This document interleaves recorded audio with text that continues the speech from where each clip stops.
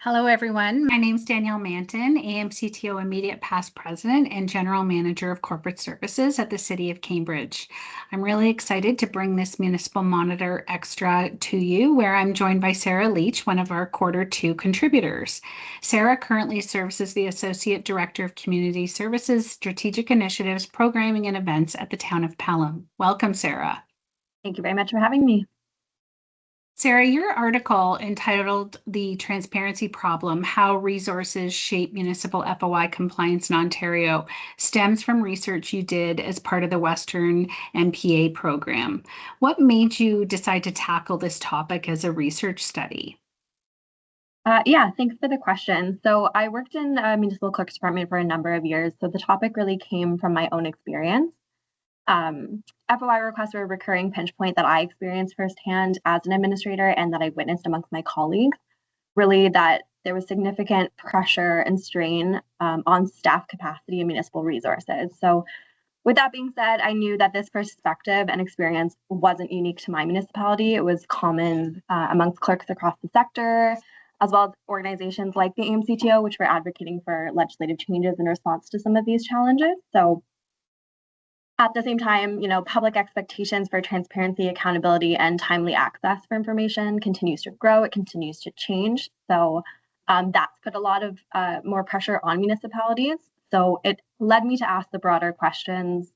If every municipality operates under the same framework, are we all equally equipped to meet these obligations? And with that, how does municipal size and resource capacity influence FOI compliance?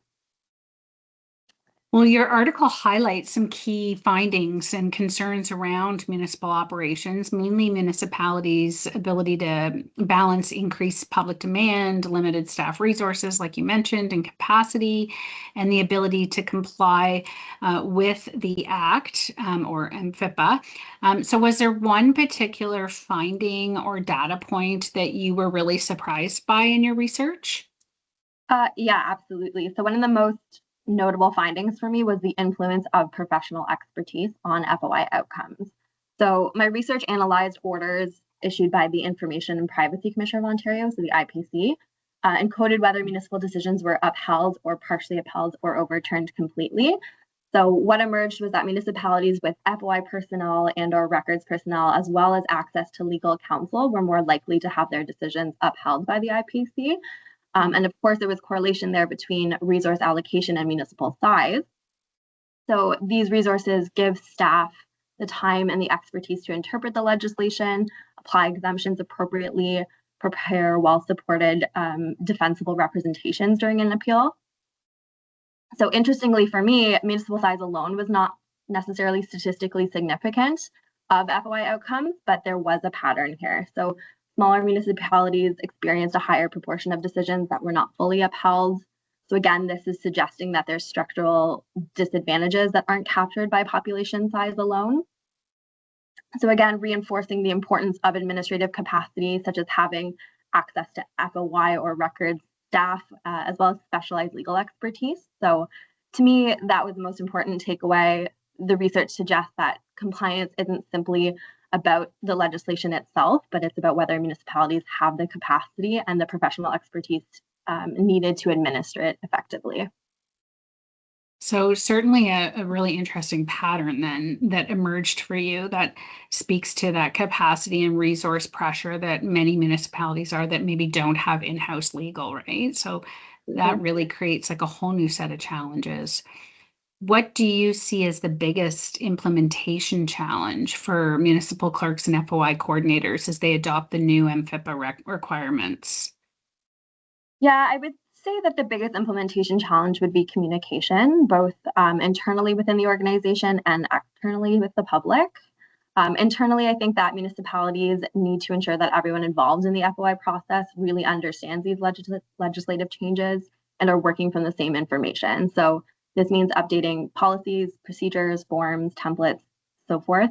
And externally, I think it's about managing public expectations. So many of us experience what we call frequent flyers, for example. So people who are familiar with the previous FOI process, and they may not realize that this legislation has changed.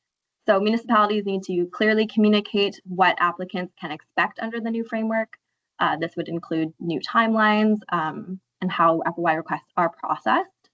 So, for example, requesters should understand that the standard response time has increased from 30 days to 45. Some requests may now be released in phases, particularly where there are multiple records or consultations needed.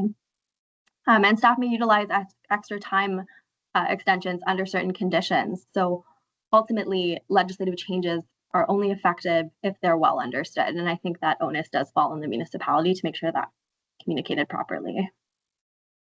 Absolutely. And definitely I could see, benefit to, revising your documents that you're sending out to members of the public as it relates to an FOI, whether that's, bolding the change in deadlines or posting things on our websites or some sort of like a little bit of a communication plan to go with these changes so that everyone's made more aware. It's interesting that you talk about the internal piece as well, because it's funny, I find that it's almost like sometimes there's I don't need to take this seriously kind of approach when an FOI comes through internally. And so I really do think that there's more awareness that can be done for staff internally as well around the legislation for any sort of a request of information, but also, how important it is to the work that we do in the municipal sector in terms of its integrity and our transparency. Absolutely, I agree. What, in your view, what can municipalities really do to ensure that some of these changes don't erode public trust?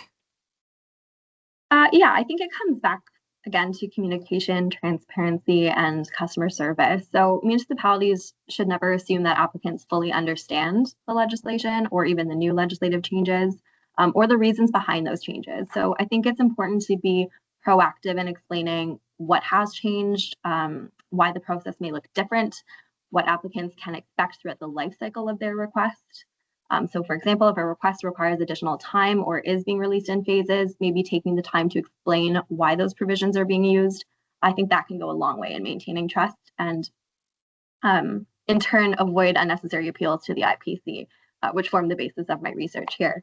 So I think that the intent of the legislative changes isn't to reduce the level of service that municipalities are providing.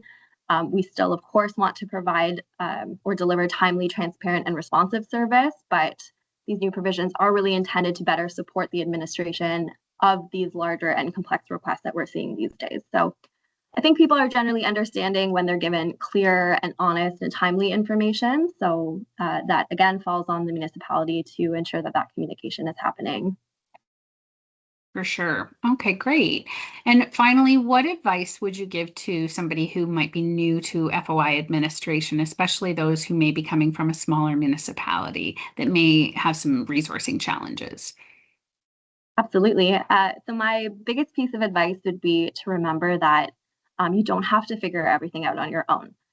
Widely recognized that MFIPA applies uniformly across Ontario and that municipalities don't all have the same capacity to administer that. We understand that. So again, as you noted, smaller municipalities are facing limited access to funds, specialized staff, or even not being able to recruit specialized staff whatsoever.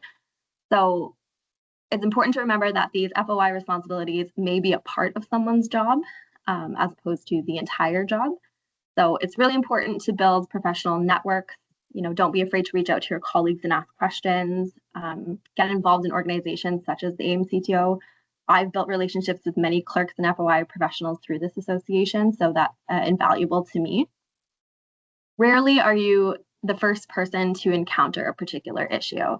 Chances are someone out there has done the same and can help you and provide you that information that you're seeking. So that's probably my main piece of advice. Secondary to that, use the IPC resources and orders that are available. These are all available online. They are precedent setting, so they provide a great resource for guidance on how the legislation is being interpreted and applied in practice. So that's an excellent learning tool, an excellent tool for you to support your representations to the IPC, for example, or even well before that.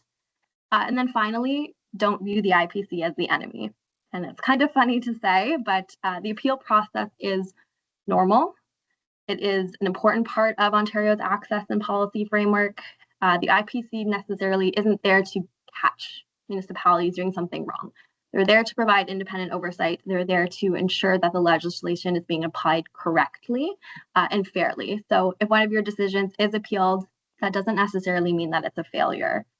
It's an opportunity for staff to learn, to strengthen our processes, to build confidence, and inform future decision making, for example. So at the end of the day, FOI administration, to me, is a profession that's built on continuous learning, talking to our colleagues, and reviewing those IPC orders. That's fantastic, Sarah. Some really good sound advice there. Most importantly, leaning on your network. And if you don't have one yet, just reach out to one person and you'll quickly see how quickly a network can form around you for your support.